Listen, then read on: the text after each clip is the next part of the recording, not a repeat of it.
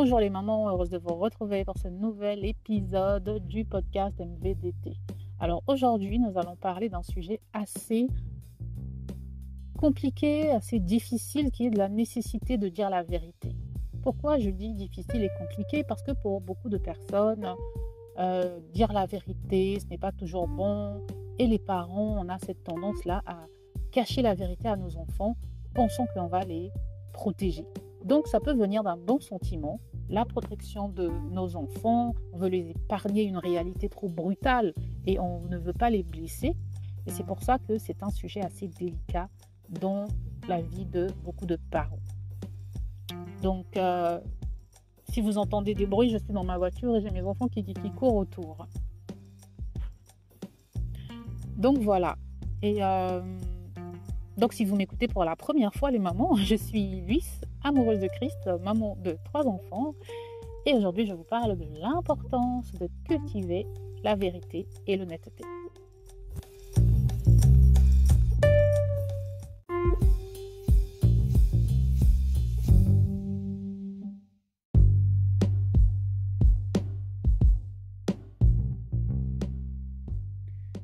Alors, juste avant de commencer, juste une petite parenthèse pour vous dire que la majorité des épisodes MVDT que je publie toutes les 2 semaines sont préenregistrés et donc au moment où vous écoutez les podcasts, ce que je dis me concernant personnellement, ne sont pas toujours valables. Donc, il arrive que je vous enregistre quelque chose et si je vous dis par exemple, je suis à la maison, je suis maman à la maison, peut-être que lorsque vous écouterez une autre fois, eh bien, je ne serai plus maman à la maison. Voilà, tout simplement. Donc, tout est publié à l'avance. Je peux vous parler d'un fait par rapport à un fait d'actualité. Ça peut arriver. Et peut-être que ce sera un fait d'actualité qui sera déjà dépassé. Et voilà, puisque je publie toutes les 2 semaines, je n'ai pas trop le choix. Et donc, n'oubliez pas que vous pouvez aussi aller écouter mes podcasts sur la page YouTube Il est écrit, que vous trouverez vous trouverez dans les liens de MVDT, vous trouverez également les podcasts du blog Il est écrit. Voilà, podcast pour tous les chrétiens, c'est ouvert à tout le monde, pas qu'aux mamans. Voilà. Et donc aujourd'hui, je voulais parler, comme je le disais, de la vérité. La vérité, pourquoi c'est important? Pourquoi c'est crucial? Eh bien, la vérité, c'est important pour plusieurs raisons. C'est que le mensonge peut avoir des conséquences graves. On voit dans la Bible, on a dans le livre des Actes au chapitre 5, l'exemple d'Ananias et Saphira. Ils vont perdre la vie pour avoir menti. Je vous encourage à aller lire cette histoire, Actes 5 des chapitres 1 à 11, des versets 1 à 11. Et on sait aussi que le 8e commandement interdit le faux témoignage. Et on voit bien que dans la Bible, c'est important de marcher dans la vérité puisque nous suivons un Dieu qui est vérité. Jésus est le chemin et la vérité. Donc, nous sommes en mode je dis la vérité et je suis honnête maman. D'accord? Et si tu es une maman maestro, tu dois être capable de maîtriser certains concepts tels que la vérité et l'honnêteté et les pratiquer au quotidien dans ta vie. À quoi ça sert également la vérité? La vérité, ça sert à cultiver la confiance auprès des membres de notre famille, auprès de notre entourage, auprès de nos employés ou de nos collègues également, n'est-ce pas? Si maman, tu parles à tes enfants et que tu leur fais souvent des promesses juste pour les calmer, donc tu choisis de mentir pour calmer leurs élans ou leur insistance lorsqu'ils essaient de te demander quelque chose, eh bien, et qu'après avoir fait des promesses vides, tu ne réalises jamais tes promesses, eh bien, tes enfants te feront moins confiance parce que ils vont se dire que maman fait souvent des promesses qu'elle ne réalise pas, donc maman est une menteuse et ils auront moins confiance en toi. Dans la gestion des conflits aussi, c'est souvent crucial de résoudre les conflits en disant la vérité, en étant honnête pour pouvoir avancer de manière constructive. Donc l'honnêteté et la vérité, ce sont des valeurs fondamentales qui contribuent à la moralité, à la confiance et à une prise de décision éclairée dans la vie de tout être humain. Et c'est encore plus important dans la vie des mamans. Pourquoi c'est encore plus important dans la vie des mamans? Dans nos relations avec nos enfants, surtout. Hein. C'est aussi important pour les papas. Donc, maman, tu peux partager cet épisode avec ton papa, avec ton mari, avec qui tu veux. Mais en tant que mère, nous passons beaucoup de temps avec nos enfants. Donc, nous sommes celles qui les encourageons. Nous sommes celles qui dénotons très tôt chez eux leurs points forts, leurs qualités, mais aussi leurs faiblesses. D'accord? Mais est-ce que c'est vraiment nécessaire, maman, de ne pas dire la vérité dans certaines situations? Alors, je vous donne un exemple. Je ne sais pas si vous vous rappelez, après, ça fait longtemps que je ne regarde plus tout ce qui est télé-réalité, mais au début, lorsque la télé-réalité a commencé, il y avait des émissions où on allait chanter. Je crois que ça existe toujours, mais bon, voilà. Je ne connais plus les noms ni les concepts, où on allait chanter à la télé. Et parfois, on voyait pendant l'émission, il y avait certains candidats qui étaient des candidats vraiment pas bons. Et les journalistes choisissaient de faire leur focus sur ces candidats-là. Mais c'était évident que c'était pour faire rire un peu les gens, c'était pour faire de l'audience. Parce que si on montre des candidats trop parfaits, mais c'était aussi pour montrer des candidats qui étaient mauvais. Et ce n'était pas parce qu'ils voulaient faire une sorte de justice.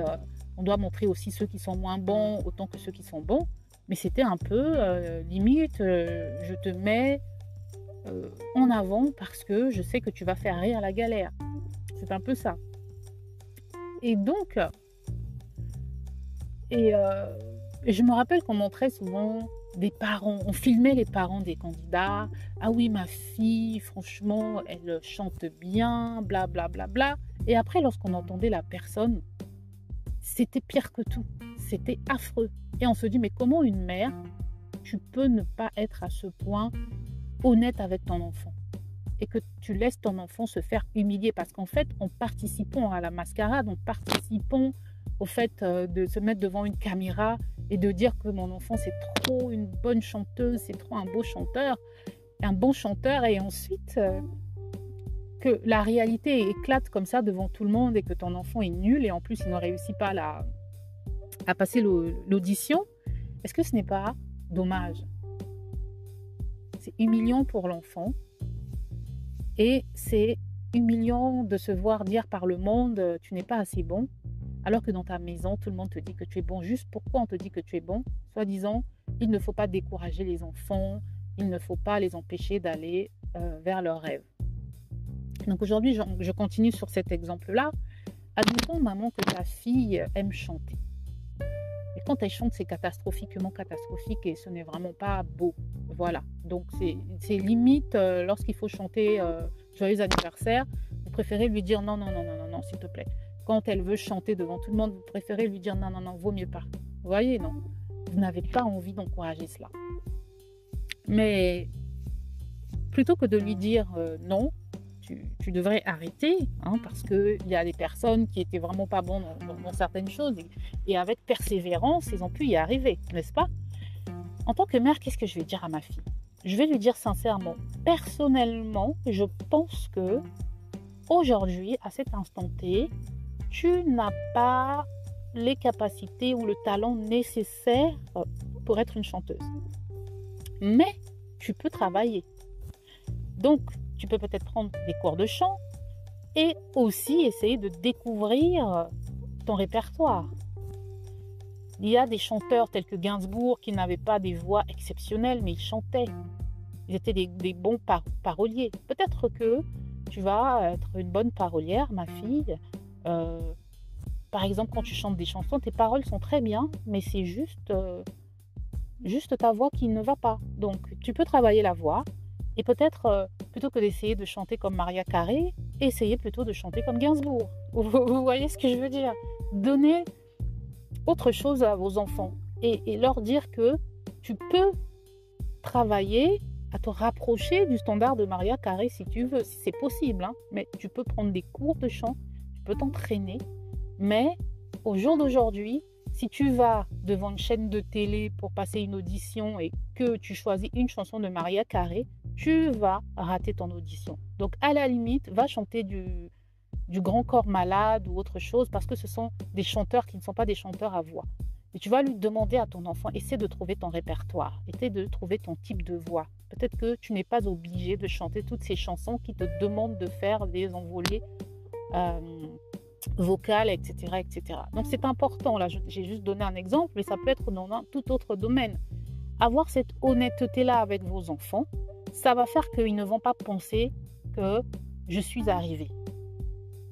Parce que le souci, c'est qu'il y a malheureusement des personnes, des enfants qui sont immatures. C'est-à-dire qu'ils ont un talent, mais ils n'essaient pas de le développer, ils n'essaient pas de le travailler, ils n'essaient pas de devenir meilleurs.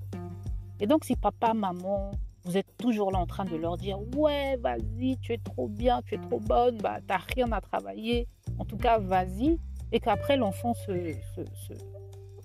retrouve devant un autre public qui lui dit que « Ah, non, mais en fait, je ne sais pas qui t'a dit que tu pouvais, mais c'est vraiment nul. » Vous voyez ce que ça veut dire? Qu'est-ce que ça va créer dans le cœur de votre enfant? Ça va faire qu'il ne va plus vous faire confiance. Mais j'ai une famille d'hypocrites. Et qu'est-ce que vous allez dire à votre enfant? Mais c'était pour te protéger, c'était pour pas que tu sois blessé. Mais il vaut mieux blesser ton enfant dans ta maison, l'aider à se relever, l'aider à retravailler, l'aider à se façonner, plutôt que de l'envoyer dans le monde avec une fausse idée d'elle-même ou de lui-même et d'aller se casser la figure. C'est le travail des parents de préparer les enfants. On n'a pas peur de dire à un enfant « tu as mal fait telle chose, niveau éducation, etc. » On éduque nos enfants. Ce n'est pas bien de mentir, ce n'est pas bien de voler, ce n'est pas bien de tricher à l'école.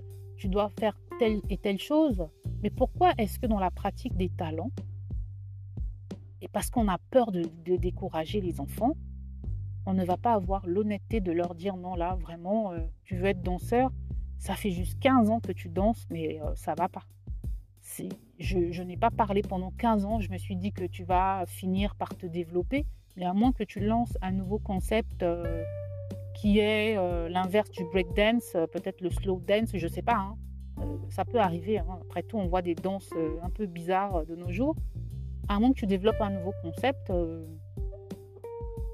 de peut-être ceux qui dansent avec un pied gauche ou un seul pied, je ne sais pas. Voilà, mais je ne pense pas que ça va t'amener quelque part.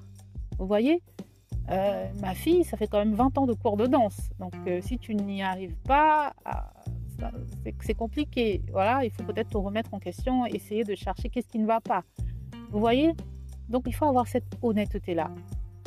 On dirait il y a des gens qui galèrent pendant des années et jusqu'à un jour, ils percent. Mais vous savez, ce sont des gens, on peut reconnaître quand même qu'ils ont du talent. On peut reconnaître que des gens ont du talent. Et on peut reconnaître aussi ceux qui n'ont pas le talent. D'accord? Je vais vous raconter une histoire. On parlait avec un ami de mon mari qui parlait de son fils. Et il nous montrait une vidéo de son fils qui faisait du breakdance.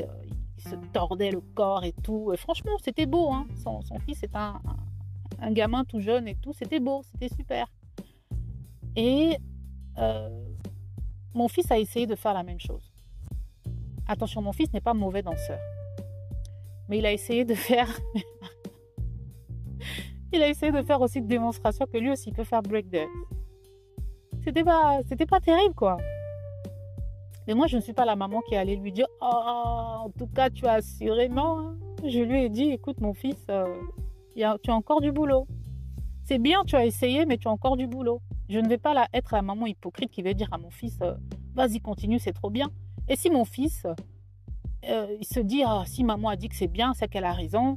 Je vais aller à l'école, je vais faire une démonstration à mes amis. » Il arrive devant ses amis, il fait la même chose et ses amis se moquent de lui.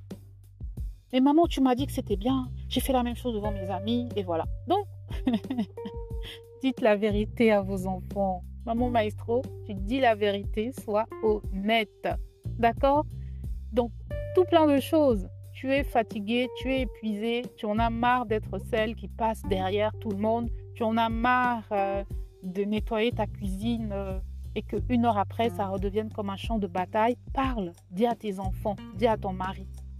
Si je nettoie ma cuisine, Bien sûr que les choses sont faites pour être dérangées, être salies, ça on n'y peut rien. J'attends de vous un minimum pour que vous me permettiez également de souffler. D'accord? Parle, dis les choses, ne sois pas là à ruminer au fond de toi ou à sortir je ne sais quel discours. Sois sincère et honnête. Parce que si tu es honnête, c'est là que tes enfants vont se dire: ah oui, je vais faire attention, maman vient de nettoyer. Maman vient de nettoyer, je vais faire attention à ne pas salir. Maman vient de ranger, je vais remettre en place ce que je dérange. D'accord? Donc c'était juste un petit partage, voilà, qui s'est transformé en grand partage. Mais voilà, c'était Luis pour Maman vous dit tout et je vous dis à la prochaine fois pour un nouvel épisode de MVDT. Ciao!